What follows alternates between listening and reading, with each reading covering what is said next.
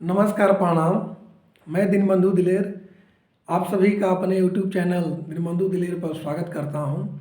मुझे बताते हुए यह बहुत खुशी हो रही है कि मेरे द्वारा लिखा गया गीत माता पिता की सेवा आप लोगों को बहुत पसंद आया और आप सभी के ही डिमांड पर मैंने उस गीत का दूसरा अंतरा भी बनाया हूं।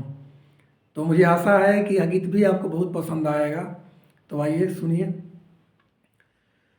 बंधन में बंध के रहा जग में तो सारा काम हो जाई। बंधन में बंध के रहा जग में तो सारा काम हो जाई।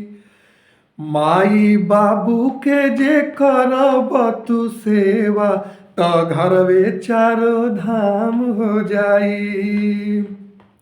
माई बाबू के जे करब तू सेवा तो घरवे चारो धाम हो जाई। माई बाबू ही बाड़े पहिला भगवान हो, उनका ही बादे बाटे दुनिया जहान हो। माई बाबू ही बड़े पहिला भगवान हो, उनका ही बादे बाटे दुनिया जहान हो। दीनबंधु दिलेर दुआ करेलन की सभे राम हो जाई। दीनबंधु दिलेर दुआ करेलन की सभे राम हो जाई।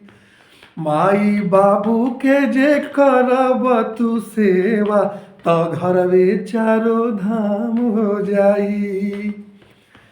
माई बाबू के जे करब तू सेवा तो घरवे चारो धाम हो जाई। धन्यवाद। आप सभी इस गीत को भी सुने और भरपूर प्यार दें। धन्यवाद।